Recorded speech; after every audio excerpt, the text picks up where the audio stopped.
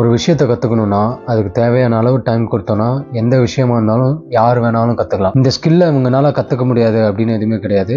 யார் வேணால் எதை வேணால் கற்றுக்கலாம். அதுக்கு தேவையான டைம் மட்டும் போட்டால் போதும். இப்போ உலகம் போகிற வேகத்தில் ஒரு விஷயத்தை நம்ம கற்றுக்கிறோமா இல்லையான்றதை விட அந்த விஷயத்தை எவ்வளோ வேகமாக கற்றுக்குறோம் அப்படின்றது தான் வேல்யூ பண்ணுறாங்க.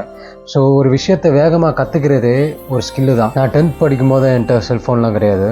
வீட்டில் இருக்க ஃபோன் தான் வந்து ஃப்ரெண்ட்ஸ் கிட்ட பேச யூஸ் பண்ணிப்பேன், அம்மா ஃபோனை. அப்போல்லாம் 100 ரூபா 50 ரூபாய்க்கு தான் ரீசார்ஜ் பண்ணுவோம். ரீசார்ஜ் பண்ணிட்டு ரொம்ப நேரம்லாம் பேச முடியாது. தேவையான விஷயத்த வந்து டக்குன்னு கன்வே பண்ணிட்டு கட் பண்ணோம். அப்படி 2 ரூபா 3 ரூபா இருந்துச்சுன்னா மிஸ்டு கால் தான் கொடுப்போம். இப்படி தான் ஓட்டு இருந்துச்சு. அதே மாதிரி இன்டர்நெட்டும் வந்து எல்லாருக்கும் ஆக்சசிபிளாக இல்லை, ரொம்ப கஷ்டமாக இருந்துச்சு இன்டர்நெட் யூஸ் பண்ணுறதெல்லாம். அதில் இன்டர்நெட் யூஸ் பண்ணுறதே வந்து பயங்கர தலைவலியாக இருக்கும், ஸ்லோவாக வேறு இருக்கும். அதே மாதிரி காசும் போயிடும். அதனால் டிஸ்ட்ராக்ஷன்ஸ்ன்னு ஒன்று பெருசாக இல்லவே இல்லை அந்த டைமு.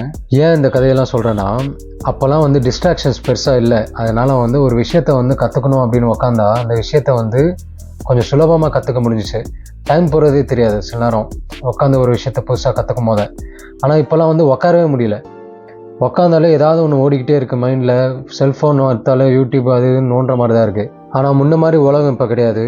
நமக்கு வந்து டிஸ்ட்ராக்ஷன்ஸ் ரொம்ப ரொம்ப அதிகம். அதனாலேயே ஒரு விஷயத்தை நம்மளால் கொஞ்சம் நேரத்துக்கு மேலே ஃபோக்கஸ் பண்ண முடியாது. ஒரு விஷயத்தை நம்ம வந்து சீக்கிரமாக கற்றுக்கணுன்னா அதை சிங்கிள் மைண்டடாக அதை ஃபோக்கஸ் பண்ணி எந்த டிஸ்ட்ராக்ஷன் இல்லாமல் கற்றுக்கணும். ஆனால் நம்மளை சுற்றி டிஸ்ட்ராக்ஷன்ஸ் இருந்துக்கிட்டே இருக்குது. இது எல்லாருமே ஒரு டைமாவது எக்ஸ்பீரியன்ஸ் பண்ணியிருப்பீங்க. சில நேரம் நமக்கு பிடிச்ச விஷயத்தை நம்ம கற்றுக்கும் போது நமக்கு வந்து நேரம் போகிறதே தெரியாது. அந்த ஒர்க்கில் ஒரு மணி நேரம் 2 மணி நேரம் தான் போன மாதிரி இருக்கும். ஆனால் 4 ஹவர்ஸ்க்கு மேலே போயிருக்கும். இந்த ஸ்டேட்டை தான் வந்து ஃப்ளோ ஸ்டேட் அப்படின்னு சொல்கிறாங்க. இதை டீப் ஒர்க் அப்படின்னு சொல்லலாம். ஸோ ஒரே ஒரு டாஸ்க்கை நம்மளால் இன்டென்ஸாக ஃபோக்கஸ் பண்ண முடிஞ்சிச்சுன்னா நமக்கு டைம் போகிறதே தெரியாது. ஸோ கம்மி டைமில் நிறைய விஷயம் கற்றுக்க முடியும். ஆனால் அந்த ஸ்டேட்டை அச்சீவ் பண்ணணும்னா ஒரு துளி அளவு கூட நமக்கு டிஸ்ட்ராக்ஷன் இருக்கக்கூடாது. எந்த ஒரு சோஷியல் மீடியா பற்றி யோசிக்கக்கூடாது. மல்டி டாஸ்கிங்கிறது இருக்கக்கூடாது. பேக்ரவுண்டில் வந்து லிரிக்கல் சாங்ஸ் எதுவுமே போகக்கூடாது. தூக்கம் இல்லாமல் இருக்கக்கூடாது. முக்கியமாக மன அழுத்தம் இருக்கக்கூடாது. ஆனால் அந்த டிஸ்ட்ராக்ஷன்ஸ்லாம் இப்போ எல்லாம் மீறி போய்கிட்டு இருக்கு. இப்போ நல்லா கவனிச்சிருந்தீங்கன்னா முன்ன மாதிரி ஒரு விஷயத்தை நம்மளால் வேகமாக முடிக்க முடியாது. டெக்னாலஜி வந்து ஒரு சைடு நம்ம லைஃப்பை கம்ஃபர்டபுள் ஆக்கினாலும் இன்னொரு சைடு வந்து நம்மளை மென்டலி அஃபெக்ட் பண்ணிட்டு தான் இருக்குது.